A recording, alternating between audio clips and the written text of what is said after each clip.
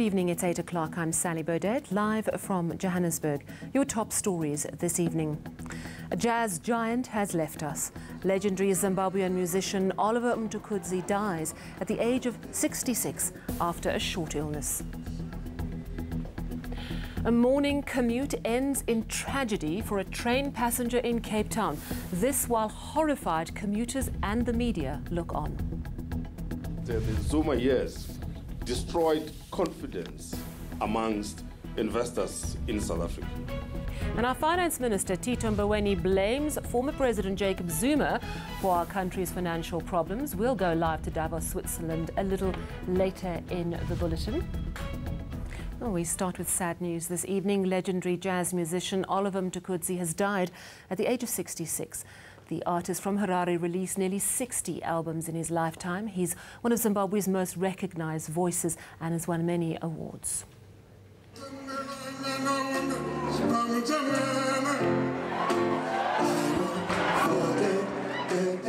Now, besides his musical skills, Mtukudzi is fondly remembered for his philanthropy with human rights work. Details around his death are still unknown. We are awaiting a statement from his family this evening.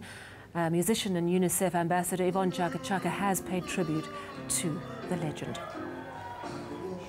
So many things I've learned from Oliver. You know, he used to call me my sister, and I called him my brother. The man was just one of those greatest stars, but so humble. You know, Oliver was different on stage. When he took his guitar, he was something else. He had people eating out of his hand. And when he was off stage, you could actually ask him to say, hey, because he was just so humble, and yet he was such a big star. He had no airs. He had no chip on his shoulder. He was always having his feet firm on the ground. Moving now to Cape Town, and a rail safety media event ground to a halt this morning with a gruesome discovery on one of the trains. Police are now investigating the death of a man who was electrocuted near Philippi station. Atium Tungana has the story. The media was meant to board a train to see how safety is being beefed up in and around Cape Town. But the story changed when a packed commuter train arrived at the station and a horrific discovery was made. During peak hour on the Philippi line, a man was electrocuted, his lifeless body carried on top of the train. Ons nie kan beheer nie, verstaan. Ons kan dalk as die treine tussen die seksie is en iemand so by dak, die drywer sal nie weet nie, die kondukteur sal nie weet nie, verstaan. Officials believe the electrocuted man was in his early 30s and on his way to work. He could have climbed onto the roof of the train to avoid paying a ticket, or simply because the carriage was too overcrowded. Maar ons het 100 van hulle en ons het omtrent 500 van hulle nodig om al die treine en al die stasies te beveilig, om 'n teenwoordigheid op almal te hê, sodat ons nie 'n insident het waar iemand bo op 'n trein kan klim nie. For thousands of South Africans, rail transport is the cheapest way to travel. The network is battling vandalism, cable theft, aging infrastructure and lawlessness on the tracks. Some progress has been made in recent months. But the death of this man on the roof of a crowded train is a reminder that proper safety interventions are not yet fully in place. Tim Tongana, Cape Town. A sewer on their doorstep. That's what living conditions are like, say residents of an informal settlement in Johannesburg. They're now asking government for urgent help. Zikona Chona visited the area today. Residents here are ploughing through water tainted with refuse and sewage. That's the only way to access their toilets and the single tap in the area. They say this has been their reality for over a month now. The sewage appears to be coming from neighboring buildings, one of which is a clinic. This woman is emptying her rubbish and has to wade through the dirty water. She complains that her boots are damaged and allow water in. What's more, there are children here. Lutando Yanisi has been living in this informal settlement since the year 2000. Sizonde kwa government yethu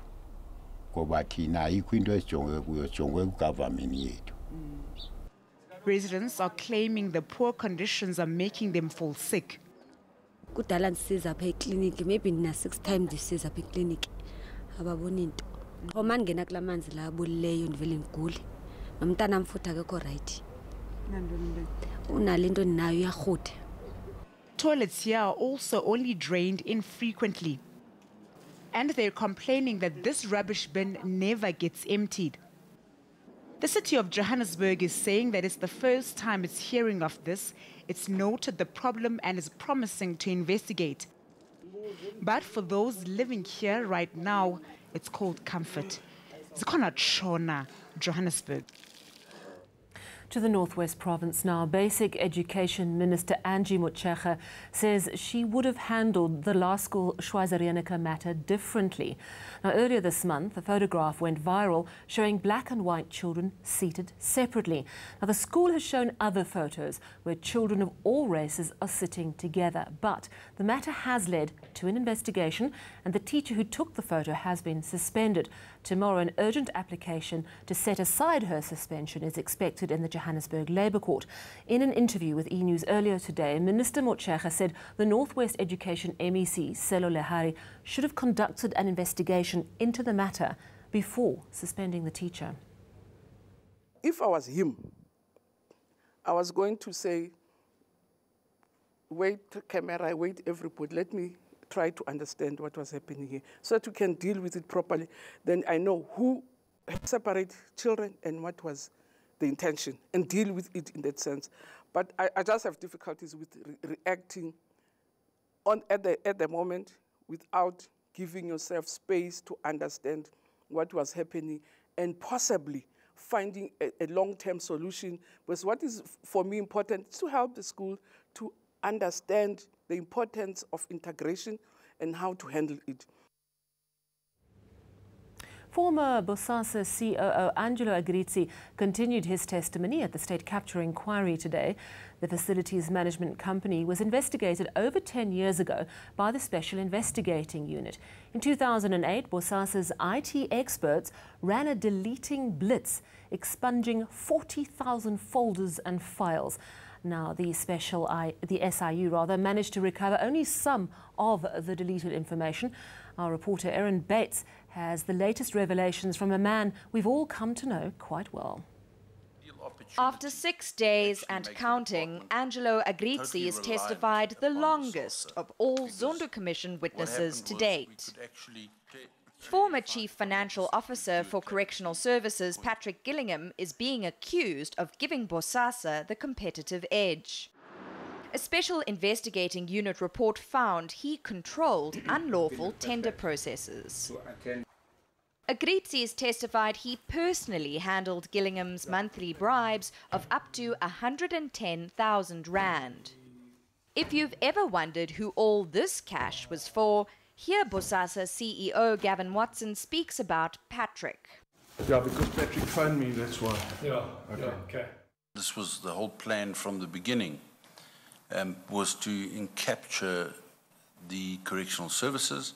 The SIU found evidence of tender fraud between correctional services, Bosasa and its smaller companies. Agrizzi is claiming Bosasa would learn of tenders early, even dictating the specifications. The SIU previously recommended Gillingham face disciplinary action. And even though Commissioner Linda Mti had left correctional services, the SIU recommended legal action. Gillingham and Agrizzi were referred to the National Director of Public Prosecutions. And the National Prosecuting Authority received the SIU report in December 2009. Agrizzi is expected to make more revelations when his testimony resumes on Thursday. Erin Bates, Johannesburg.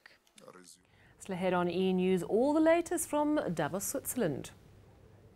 South Africa's delegation gets down to work in Davos.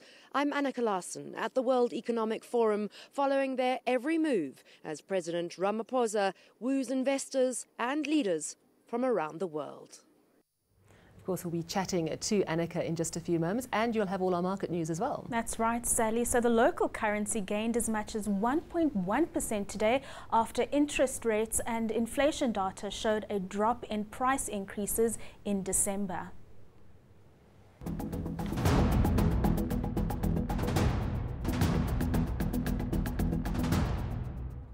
Okay, it's time to talk money. I have Refiwa Madzena with me.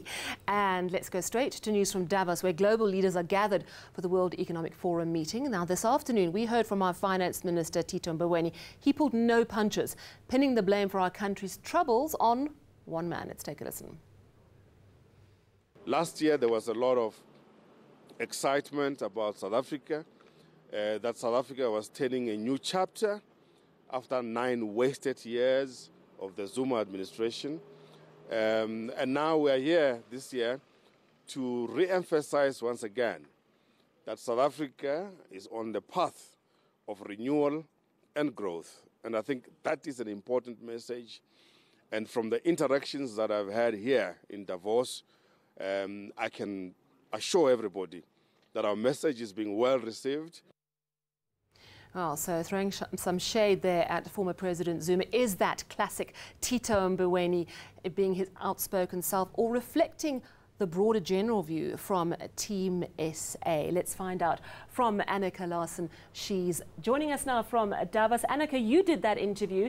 Is he just being Tito, or is he actually reflecting Team SA, bearing in mind the very kind words that our president had for our former president during the January 8th weekend? You know, he is not, Tito Mboweni is extremely frank as a minister, but it's not the first time I've heard this from a minister. In fact, the president today, listen to this, we are turning things around after a decade of political paralysis and economic stagnation. Now, what does that tell you? That's pretty damning. That's really throwing shade from the president himself. We had the Reserve Bank Governor, Lesetja Kganyago, saying that the last few years under the Zuma administration have been terrible for the economy. And they seem to really be distancing themselves here to the international community from the previous administration and trying to convince them that they are turning things around, that good governance practices are being put in place. He spoke about the state capture inquiry and also had very strong words for that, saying the Zondo Commission must be a cathartic moment of truth and redemption. We must make sure this commission carries on. Nobody must be intimidated. Strong words there from President Cyril Ramaphosa. Yes, indeed. Now, Annika, can you tell us about the Zimbabwean loan? We have heard that Zimbabwe did approach Treasury for a very large loan of over $1 billion and were told no. We understand that Tito Mboweni is pretty much reiterating that. Have you been able to get any more information about whether it's definitely off the table or not? Look, I've approached them both directly and I have asked them several times for a yes or no. Has South Africa given Zimbabwe any extended credit? Have they given them a lifeboat? Have they given them a bailout? Have they given them a loan? I've used all those words just to try and get a frank answer. And the answer was a definitive no, they have not. Annika, let's talk about some of the key sectors that Team SA is selling to potential investors in Davos. We know that renewables is an important element for our South African economy. What are some of the other sectors that they are trying to sell? Well, I think they're really trying to establish themselves again here at the World Economic Forum as the gateway to Africa, the country with the possibly strongest infrastructure at the moment, but really focusing on telecommunications, mining, that was really emphasized, and tourism. Talk by the president that visa regulations are going to be changed quite substantially to open up the tourism industry. And he also was saying that he quoted someone from Goldman Sachs saying that South Africa is hot stock. And so he's really hoping that what with the new good governance institutions and investment in infrastructure, that the investors will come along and give them some of that 1.2 trillion rand that they're looking for in the next 5 years. Hot stock, that sounds great, doesn't it? Annika Larsen, thank you so much for joining us from Davos, Switzerland this evening. And with that, let's look at other hot stocks in the markets. Let's look at your hot stocks today. Not so hot for the JSE today. It was lower, and the local bourse was pulled down by industrials, and this as fears around US-China trade wars slow the global growth sentiment. Naspers led the weakness in industrials, falling just over 3% by market's close. On the commodities front, Brent crude was able to regain some of yesterday's losses. The oil market is looking forward to an inventory update from the Energy Information Agency tomorrow. Meanwhile, gold lost a bit of its shine, while platinum managed to claw back some of its previous losses. Looking at the rand now, the local currency gained as much as 1.1% today after the latest inflation data showed a drop in price increases. But these gains were short-lived as global risk remains high. Thank you so much, Rifi. We'll chat again to you tomorrow. Well, let's take a look at international news now. And a South African businessman detained in Mozambique on terrorism charges has died in custody. 61-year-old Andre Hanekom died this morning. Now, the cause of death is not yet known. Hanekom had been held in jail in Pemba since last August. Now, that is despite being granted bail in October. Now, his wife insists the terrorism charges are part of a wider plot in a battle for access to Mozambique's offshore gas fields. Hanekom and two business partners had apparently secured contracts with multinational companies seeking access to Mozambique's gas fields. Now, his company is believed to have offered the best deep water access to the port in Palma. Right, after the break, we're going to go to Louis at our weather centre for your live weather. He'll be coming up in just a few moments. And it's not every day you get a standing ovation from Simon. It's not Louis at all. Hello, Candice. Good evening, and my apologies. And up after that, a 6-year-old South African DJ Arch, wowing everyone.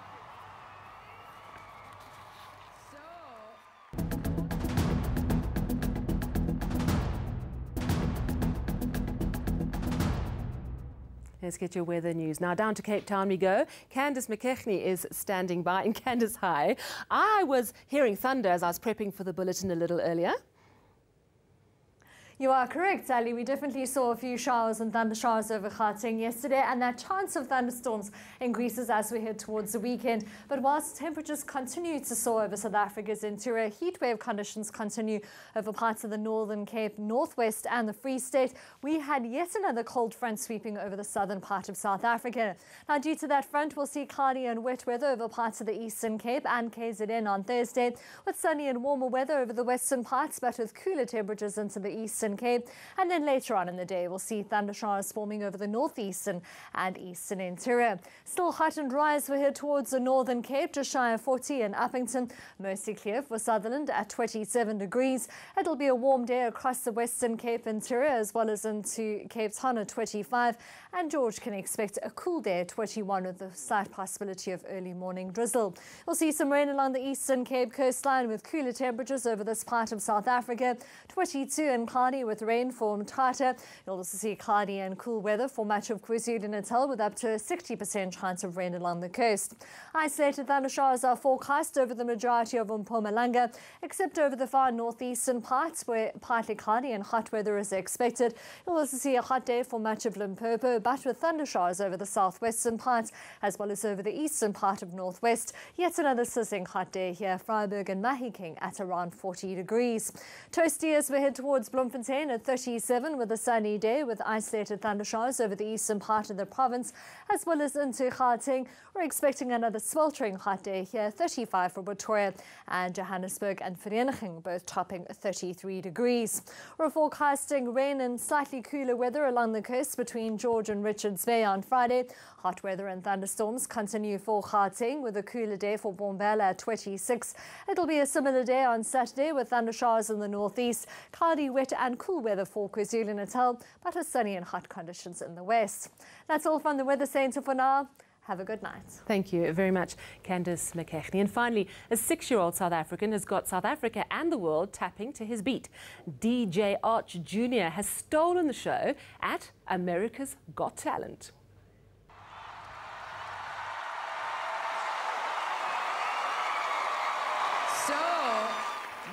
The young DJ, whose name is Oratilwe AJ Hlongwane, was crowned the winner of South Africa's Got Talent in 2015. DJ Arch Jr. captivated the audience with his playlist, which included hits from Montel Jordan and Cardi B. He was selected as one of 25 acts to appear on America's Got Talent, The Champions. Arch Jr. got a standing ovation from all 4 judges. We noticed that, he really enjoyed music. Now let's recap your top stories before we go. A jazz giant has left us. Legendary Zimbabwean musician Oliver Mtukudzi dies at the age of 66 after a short illness. And our Finance Minister Tito Mboweni blames former President Jacob Zuma for our country's financial problems.